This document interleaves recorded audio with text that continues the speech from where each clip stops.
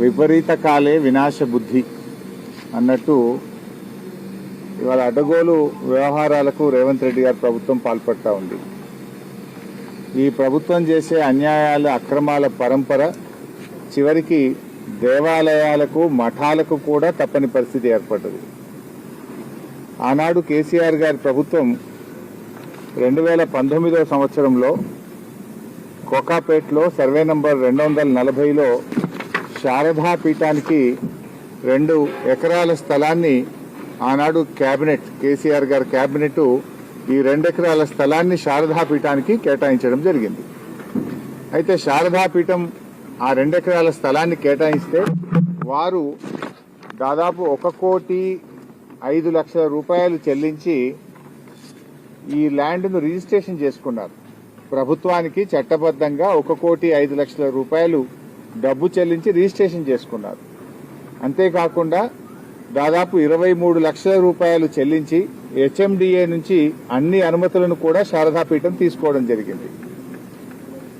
మరి ఇక్కడ చక్కటి దేవాలయాన్ని, శారదా స్వరూప రాజశ్యామల అమ్మవారి దేవాలయాన్ని నిర్మించారు. ఈ దేవాలయంలో ప్రతిరోజు పూజలు జరుగుతూ ఉన్నాయి. ఈ దేవాలయ ప్రారంభోత్సవంలో పెద్ద స్వామీజీ గారితో పాటు అనేక మంది హైకోర్టు న్యాయమూర్తులు, ఎంతో మంది ఉన్నత అధికారులు, భక్తులు అందరి సమక్షంలో ఈ దేవాలయ ప్రతిష్టా కార్యక్రమం జరిగింది. మరి ఆ రోజు నుంచి ఈ రోజు వరకు కూడా ప్రతిరోజు పూజా కార్యక్రమాలు ఇక్కడ జరుగుతూ ఉంటాయి. శారదాపీఠం ఆధ్వర్యంలో హైదరాబాద్లో దాదాపు 16 దేవాలయాలు నడుస్తున్నాయి. లక్షలాది మంది భక్తులు హైదరాబాద్లో ఉన్నారు. మరి శారదాపీఠం వైజాగ్లో ఉంటే హైదరాబాద్లో కూడా శారదాపీఠాన్ని నిర్మించాలని చెప్పి ఆనాడు కేసీఆర్ గారు 2 ఎకరాల స్థలం ఇస్తే అద్భుతమైనటువంటి పీఠం ఇక్కడ నిర్మాణం అయిపోయింది. స్వామీజీ గారు కూడా ఇక్కడే నివసిస్తూ ఉన్నారు. దేవాలయ నిర్మాణం కూడా పూర్తయిపోయింది. ఇక్కడ ఒక గోశాల నిర్మాణము, నిత్య అన్నదాన కార్యక్రమము, అదేవిధంగా వేద పాఠశాల ఇవన్నీ ఇక్కడ నిర్మిస్తా ఉన్నారు. అంటే వేదం ఎక్కడుంటే అక్కడ మరి ఆ రాష్ట్రం సుభిక్షంగా ఉంటుంది. ఒక వేద పాఠశాల, ఒక గోశాల, అమ్మవారి ఆలయము, నిత్య అన్నదాన కార్యక్రమము ఇవన్నీ జరగడం రేవంత్ రెడ్డి గారు నీకు ఇష్టం లేదా అని నేను అడుగుతా ఉన్నా. ఎందుకు ఈ దేవాలయాన్ని కూల్చాలనుకుంటున్నావు, ఎందుకు ఈ మఠాన్ని కూల్చాలనుకుంటున్నావో నేను ఈరోజు అడుగుతా ఉన్నాం. కేసీఆర్ గారు ఆనవాళ్లు మారుస్తా అంటే కేసీఆర్ గారు కట్టిన గుళ్ళు కూలుస్తావు, కేసీఆర్ గారు హయాంలో నిర్మించిన మఠాలను కూడా కూల్చడమేనా నువ్వు ఆనవాళ్లు మార్చడం అంటే? నువ్వు ఏం చేయదలుచుకున్నావు? మఠాలు కూల్చేస్తావు, ఆలయాలు కూల్చేస్తావు, ఇక ఇవి కూల్చడమేనా నీ పాలన? నిన్న ఖమ్మంలో పేదల ఇల్లు కూల్చావు, హైడ్రా పేరిట హైదరాబాద్ లో ప్రజల బతుకులు కూల్చావు. ఏ కూల్చడం తప్ప నీ జీవితంలో ఇంకేం రాదా? పేదల ఇల్లు కూల్చడము, మఠాలు కూల్చడము, దేవాలయాలు కూల్చడమే తప్ప నీ పాలనలో నిర్మాణం లేదా అని నేను అడుగుతా ఉన్నా. ఎందుకు ఇలా శారదాపీఠం వెంటబడ్డావు? ఇంకెక్కడ స్థలం లేదా నీకు? హైదరాబాద్ మెట్రో వాటర్ వర్క్స్ వాళ్ళు ఒకవేళ ఏదైనా డ్రింకింగ్ వాటర్ కు చేయాలంటే ఇదే సర్వే నంబర్ 240 రోడ్ అవతల 17 ఎకరాల ప్రభుత్వ స్థలం ఉంది కదా. ఇప్పుడు రోడ్ యువతల మఠం ఉంది, రోడ్ అవతల 17 ఎకరాల ప్రభుత్వ స్థలం ఉంది. అక్కడ కట్టొచ్చు కదా. వాటర్ వర్క్స్ బిల్డింగ్ కట్టాలంటే, వాటర్ వర్క్స్ ఫెసిలిటీ చేయాలంటే అక్కడ కట్టొచ్చు కదా. అదేమో నీ అల్లునికి అప్పచెప్పినావు. ఇగో ఇది నేను సమాచార హక్కు చట్టంలో ఈ కోకాపేట్లో సర్వే నంబర్ 239, 240లో మైనింగ్ కోసం ఎవరికైనా భూములు కేటాయించారా అని నేనే అడిగాను. అడిగితే ఇది ప్రభుత్వం యొక్క సమాధానం. ఇందులో స్పష్టంగా చెప్పినారు, సర్వే నంబర్ 239, 240లో భాగ్యలక్ష్మి మైన్స్ అండ్ మినరల్స్ వారికి మేము 10 ఎకరాల భూమి కేటాయించామని చెప్పారు. కేటాయించింది 10 ఎకరాలు, కబ్జా పెట్టింది 17 ఎకరాలు. అఫ్ కోర్స్ ఇదంతా మళ్ళా వేరే విషయం. ఓఆర్ఆర్ కు 1 కిలోమీటర్ దూరంలో క్రషర్లు పెట్టకూడదని, ఎలాంటి మైనింగ్ యాక్టివిటీ చేయకూడదని గతంలోనే హెచ్ఎండిఏ ఉత్తర్వులు ఇచ్చింది. ఇది ఓఆర్ఆర్ కు కిలోమీటర్ లోపలే ఉన్న నీ అల్లుడికి అప్పచెప్పినవు. ఇది నువ్వు ఈ భాగ్యలక్ష్మి మైన్స్ అండ్ మినరల్స్ వెనుక ఎవరున్నారు? దీని వెనుక నీ అల్లుడి మనుషులు దీని వెనుక ఉన్నారు. దీని వెనుక దీపక్ రెడ్డి, కౌశిక్ రెడ్డి, నీ మేనల్లుడు రమేష్ రెడ్డి అనుచరులు ఈ క్రషర్ వెనుక ఉన్నారు. నీ మేనల్లునికి జాగి ఇవ్వడానికి 17 ఎకరాల భూమి మాత్రం నీకు దొరుకుతుంది. కానీ శారదాపీఠం ప్రజలకు ఇలా హిందూ ధర్మాన్ని ప్రచారం చేసేటువంటి శారదాపీఠం, భక్తులకు వేదికగా ఉన్న ఈ శారదాపీఠమే నీకు కనబడ్డదా కూల్చడానికి? వాటర్ వర్క్స్ కట్టడానికి నీ అల్లుడికి ఇచ్చిన క్రషర్ భూమి పనికిరాదా? అంటే నీ అల్లుడి అనుయాయులకు 17 ఎకరాల భూమి ఇస్తావు, క్రషర్లు పెడతావు. ఈ పక్కన బిల్డర్లందరూ నా అల్లుడి దగ్గరనే కంకర కొనాలంటావు, నా అల్లుడి దగ్గర కొంటేనే మీకు అనుమతులు ఇస్తా అంటావు. అల్లుడికి ఇవ్వడానికి 17 ఎకరాలు దొరికింది, కానీ శారదాపీఠం 2 ఎకరాలు మాత్రం కూల్చడమేనా నీ పని? ఆడియచ్చు కదా 17 ఎకరాల్లో ఈ 2 ఎకరాలు ఎవరొద్దంటున్నారు? శారదాపీఠం 2 ఎకరాలే లాక్కోవాలనా? పీఠాన్ని కూల్చాలి, దేవాలయం కూల్చడమేనా నీ ధర్మం? ఇది ఎక్కడి పద్ధతి అని నేను ఈరోజు అడుగుతా ఉన్నా. అంటే హిందూ దేవాలయాలను మనం ఆ రకంగా కూల్చడం మంచిది కాదు. ఇవాళ బాధ ఏంటంటే రాత్రి నిన్న 11 గంటలకు పోలీసులు వచ్చారు ఇక్కడికి. రాత్రి 11 గంటలకు పోలీసులు ఎంఆర్ఓ వచ్చి కనీసం నోటీస్ లేదు, విషయం లేదు, అసలు ఈ ల్యాండ్ తీసుకుంటున్నారు అనేటువంటి విషయాన్ని పీఠాధిపతికి గాని ఈ పీఠాన్ని నిర్వాహకులకు గాని ఒక మాట కూడా చెప్పలేదు. పేపర్లో వచ్చిన వార్త, పేపర్లో కేబినెట్ లో నిర్ణయం అయిపోయిందని పేపర్లో వార్త. రాత్రి పోలీసులు ఎంఆర్ఓలు వచ్చేసినారు. నేను ఉదయం ఇక్కడ 8 గంటలకు ఏదో కూల్చేటట్టున్నారు సార్, తహసీల్దార్లు వచ్చిండ్రు, వందలాది మంది పోలీసులు వచ్చిందంటే పొద్దున్నే నేను ఇక్కడికి వచ్చిన. నేను వచ్చేసరికి ఇక్కడ వందలాది మంది పోలీసులు ఉన్నారు. నన్ను చూడగానే పోలీసులంతా పారిపోయింది. నేను వచ్చినప్పుడు పోలీసులు ఉన్నారు, నేను పీఠం లోపలికి వచ్చి బయటకు రాగానే పోలీసులందరూ పారిపోయింది ఇక్కడి నుంచి. అంటే ఎందుకు దాక్కుంటున్నారు పోలీసులు? రాత్రి పోలీసులు ఎందుకున్నారు? ఆ వీడియోలు ఉన్నాయి, రిలీజ్ చేస్తాం. పొద్దున నేను వచ్చినప్పుడు పోలీసులు ఉన్నారు ఇక్కడ. అంటే నేను రాగానే పోలీసులంతా పారిపోయింది. ఇక్కడ ఒక తహసీల్దార్ ఉండే ఇందాక నేను వచ్చినప్పుడు, ఆర్ఐ ఉండే, వాళ్ళు పారిపోయింది. అంటే మేము రాగానే ప్రశ్నిస్తామని, దొరికిపోతామని ఎంఆర్ఓ, గిర్దావరి, పోలీసులు అంతా పారిపోయింది. అంటే ఏంది మీ ఉద్దేశం? అర్ధరాత్రి పూట దేవాలయాన్ని, మఠాన్ని కూల్చేస్తాము, నోటీసులు ఇయ్యము, చట్ట ప్రకారంగా మేము పద్ధతులు పాటించము అని చెప్పడమేనా? నేను బాధతో అడుగుతున్నా, మంత్రి గారు శ్రీధర్ బాబు గారు, మీకైనా ఆ రేవంత్ రెడ్డి కంటే లేకపోవచ్చు, దేవుడు అంటే విశ్వాసం ఉందో లేదో నాకు తెలియదు. మరి శ్రీధర్ బాబు గారు మీరైనా ముఖ్యమంత్రి మీద ఒత్తిడి తేవాలి కదా. మీరు ఆ కేబినెట్ లో మంత్రిగా ఉండి ఏ రకంగా ఈ మఠాన్ని కూల్చడానికి మీరు ఒప్పుకున్నారు, ఈ దేవాలయాన్ని కూర్చడానికి మీరు ఎలా ఒప్పుకున్నారు అని నేను అడుగుతా ఉన్నా. ఇప్పటికైనా దయచేసి శ్రీధర్ బాబు గారు చొరవ చూపాలి, ఈ మఠాన్ని, ఈ దేవాలయాన్ని కూల్చకుండా కాపాడండి. పక్కనే రేవంత్ రెడ్డి అల్లుడు రమేష్ రెడ్డి ఆయన అనుయాయులకు ఇచ్చిన 17 ఎకరాల భూమి ఉన్నది. అక్కడ కావాలంటే హైదరాబాద్ మెట్రో వాటర్ వర్క్స్ వాళ్ళకి ఆ ల్యాండ్ ఇచ్చి అక్కడ మీరు ఎంతైనా నిర్మాణం చేయండి, దానికి అభ్యంతరం లేదు. స్థలం లేక కాదు, మీరేదో కక్షతో చేస్తున్నారు. కేసీఆర్ గారు ఈ మఠానికి ల్యాండ్ ఇచ్చారు, కేసీఆర్ గారి హయాంలో ఈ దేవాలయం నిర్మించబడ్డది, కేసీఆర్ గారి ఆనవాళ్లు లేకుండా చేస్తా అని చెప్పి మఠాన్ని, దేవాలయాన్ని కూడా కూల్చేటువంటి కుట్రలకు పాల్పడతా ఉన్నావు. ఇలా కేసీఆర్ ఆనవాళ్ళైన రైతు బంధు బంద్ చేసినావు, కేసీఆర్ కిట్టు బంద్ చేసినావు, ఫీజు రియంబర్స్మెంట్ బంద్ చేసినావు, చివరికి ఆ గుడిని, మఠాన్ని కూడా వదలవా నువ్వు? ఇదేమి సాంప్రదాయం అని అడుగుతా ఉన్నా. పొద్దున స్వామీజీ గారు చెప్తున్నారు, రోజు ఆలయంలో పూజలు జరుగుతుంటే మా బ్రాహ్మణులు వెళ్లి పూజకు వెళ్తుంటే పోలీసులు పూజ చేయొద్దని ఆపారట. ఈరోజు పూజను ఎట్లా ఆపుతారు? పూజ ఈరోజు జరుగుతుందా? సంవత్సరాల నుంచి ఆలయంలో పూజలు జరుగుతా ఉన్నాయి. ఈ రోజు ఉదయం పోలీసులు అడ్డుకొని మీరు పూజ చేయడానికి వీల్లేదు, దేవాలయంలో పూజ చేయడానికి వీల్లేదని చెప్పే హక్కు నీకెవడిచ్చిండు రేవంత్ రెడ్డి? నువ్వెవడివి?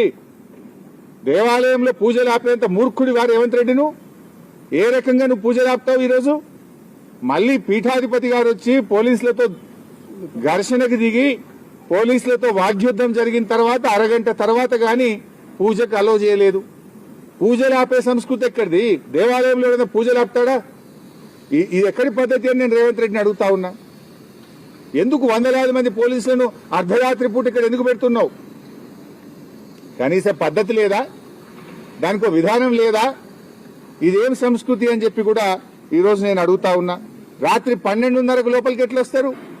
రాత్రి 12:30 నిన్న పోలీసులు లోపలికి వచ్చి ఏ రకంగా ప్రశ్నిస్తారు? ఏసీపీ గారు వచ్చి ఏ రకంగా భయభ్రాంతులకు గురి చేస్తాడు? దానికో పద్ధతి ఉండదా? భూమి తీసుకుంటే నోటీసు ఉండదా?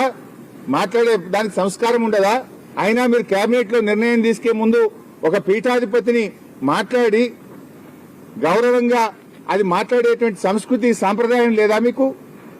ఏమి మాట్లాడకుండానే నీ ఇష్టం వచ్చినట్టుగా కేబినెట్ లో నిర్ణయం తీసుకుంటావు. పీఠాన్ని కూలుస్తా, దేవాలయాన్ని కూలుస్తా, అన్నదాన సత్రాన్ని కూల్చేస్తా, వేరే పాఠశాలను కూల్చేస్తా అంటే మేము చూస్తూ ఊరుకోవడానికి సిద్ధంగా లేం.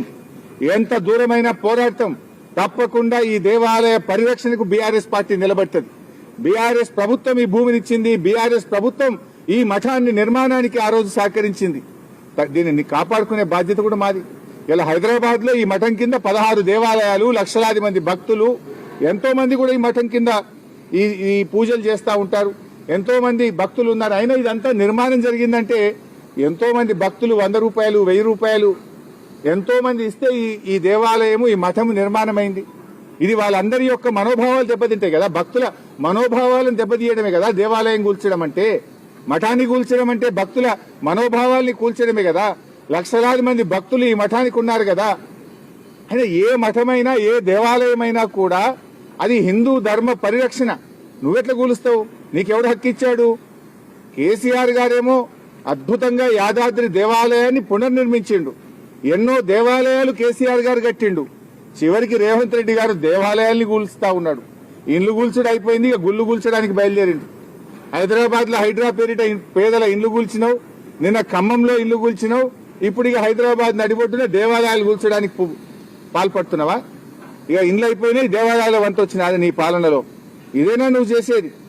ఈ దేవాలయ శంకుస్థాపనలో న్యాయమూర్తులు, హైకోర్టు ఉన్నత న్యాయస్థాన న్యాయమూర్తులు కూడా ఈ దేవాలయ ప్రారంభోత్సవంలో పాల్గొన్నారు.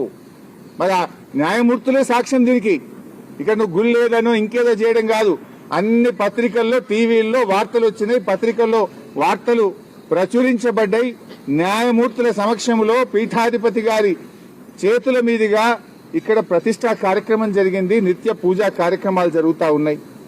ఇంత దుర్మార్గమైనటువంటి విధానాన్ని మానుకోవాలని, నిజంగా వాటర్ వర్క్స్ కు ఆ ల్యాండ్ అవసరం ఉంటే పక్కన నీ అల్లుడి భూమి, నీవు అల్లుడికి అక్రమంగా కట్టబెట్టిన 17 ఎకరాల భూమి ఉంది, అక్కడ హెచ్ఎండబ్ల్యూఎస్ వాటర్ వర్క్స్ కట్టు. ఎందుకంటే ఇది 2019వ సంవత్సరంలో కేసీఆర్ గారు శారదా పీఠానికి 2 ఎకరాలు ఇచ్చారు.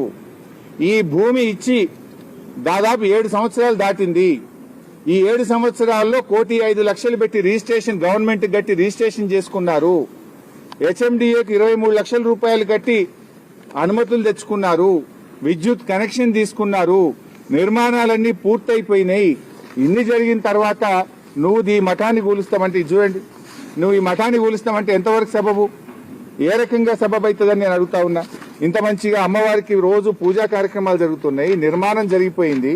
నువ్వు ఏది జరగనట్టుగా నువ్వు చిత్రీకరించి రాత్రికి రాత్రి కూల్చేసే ప్రయత్నం చేస్తే ఎవరు కూడా ఊరుకోవడానికి సిద్ధంగా లేరు.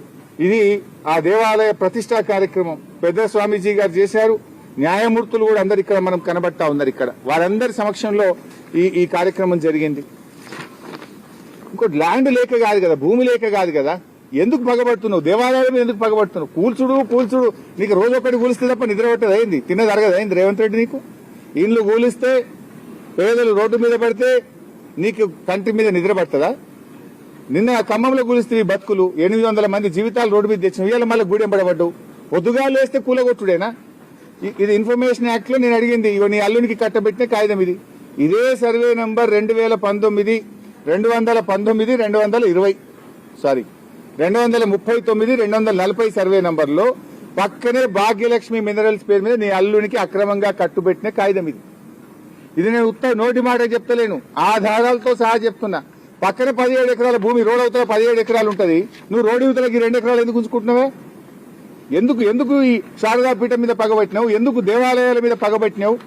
ఇదే దొరికిందా? ఆ పక్కన 17 ఎకరాలను తీసుకో. ఇది కూడా అక్రమ మైనింగ్. యాక్చువల్ గా హెచ్ఎండిఏ రూల్స్ కు విరుద్ధంగా నువ్వు ఓఆర్ఆర్ కు కిలోమీటర్ దూరంలో నీ అల్లునికి ఇంత పెద్ద గుట్టలు అప్పజెప్పి కోట్లాది రూపాయల ప్రజాధనం కొల్లగొడతా ఉన్నారు. ఓపెన్ యాక్షన్ పెట్టొచ్చు కదా. ఏ రకంగా నామినేషన్ బేసిస్ లో నీ అల్లునికి 17 ఎకరాలు కట్టబెట్టినావు? అది ప్రజాధనం కాదా? యాక్షన్ పెడితే కోట్ల రూపాయలు ప్రభుత్వానికి ఆదాయం వస్తుండే. యాక్షన్ పెట్టకుండా లోపల కాగితం పెట్టించి 17 ఎకరాలు నీ అల్లుడికి ఇచ్చి గుట్టల్ని కొల్లగొడుతున్నావు. ఆ గుట్టలను కంకర చేసి నీ అల్లుడికి చుట్టూ కట్టి అన్ని రియల్ ఎస్టేట్ కంపెనీలు అల్లుని దగ్గరనే కంకర కొనాలని, లేకపోతే నీకు అనుమతులు రావని అక్రమ క్రషర్ పెట్టిస్తావు, అల్లుని కంకర అమిపిస్తావు. ఇదా నువ్వు చేసేది? నీ అల్లుడి మనుషులు. ఇది ప్రభుత్వం, నేను సమాచార హక్కు చట్టం కింద నేను అడుగుతూ ఇచ్చిన సమాధానం. ఇది ప్రజల ముందు పెట్టిన, దీనికి సమాధానం చెప్పు. క్యాన్సిల్ చేయి, అక్రమ క్రషర్ ను క్యాన్సిల్ చేయి. ఇప్పుడు ఆల్రెడీ అక్కడ క్రషర్ పెట్టిండ్రు, ఆ మిక్సర్స్ దాని ఏమంటారు, రెడీ మిక్స్ ప్లాంట్లు కూడా పెట్టింది. అందులో 2 పెట్టారట, ఇంకా 3 పెట్టారట, 5 మిక్సర్లు పెట్టారట. ఇక రెడీ మిక్సర్లు పెట్టి అల్లుడి వ్యాపారం చేయిస్తావు. నీ అల్లుడి వ్యాపారం కోసం దేవాలయం కూలుస్తావా? నీ అల్లుడి కోసం పీఠాన్ని కూలుస్తావా? ఇదేం పద్ధతి అని నేను అడుగుతా ఉన్నా. తక్షణమే ఈ శారదా పీఠాన్ని, అమ్మవారి దేవాలయాన్ని కూల్చే ఆలోచన మానుకోండి. పొయ్యేగాలం దాపరిస్తే గిట్లాంటి ఆలోచనలే పుట్టాయి. నీకేదో పొయ్యేగాలం దగ్గర పడ్డట్టుంది, అందుకే దేవుని తెరువు వస్తున్నావు. దేవుని తెరువు వచ్చినోడు ఎవడు దక్కడు, ఆ శాపం తగులుతుంది నీకు. నువ్వు ఇప్పటికైనా పిచ్చి పిచ్చి ఆలోచనలు బంద్ చేసి దేవాలయాల పరిరక్షణకు పూనుకో, దేవాలయాల నిర్మాణాన్ని చేయి. గాని కేసీఆర్ ఆనవాళ్లు జరిపేస్తా అనే పేరు మీద దేవాలయాన్ని కూలిస్తే ఎవరు కూడా చూస్తూ ఊరుకోవడానికి సిద్ధంగా లేం. నీకు అంతా వాటర్ వర్క్స్ నిర్మాణమే చేయాలనుకుంటే పక్కన అల్లుడి భూమి ఉన్న తీసుకో. నీ అల్లునికి అక్రమంగా కట్టబెట్టిన భూమి తీసుకో, ఆడ HMWS వాటర్ వర్క్స్ నిర్మాణం చేయాలని చెప్పి కోరుతూ ఈ ఆలోచన విరమించుకోవాలని, మరి శ్రీధర్ బాబు గారు చొరవ చూపాలని నేను ఆయన ప్రత్యేకంగా డిమాండ్ చేస్తా ఉన్నా. లేదంటే పెద్ద ఎత్తున భక్తులందరం కలిసి మరి ఈ ప్రభుత్వానికి వ్యతిరేకంగా మరి కార్యక్రమాలు చేపట్టవలసి వస్తుంది. అంత దూరం పోకుండా ఈ పిచ్చి ఆలోచనలు, దేవాలయాలు కూల్చాలనే ఆలోచనను తక్షణమే విరమించుకోవాలని చెప్పి డిమాండ్ చేస్తాం.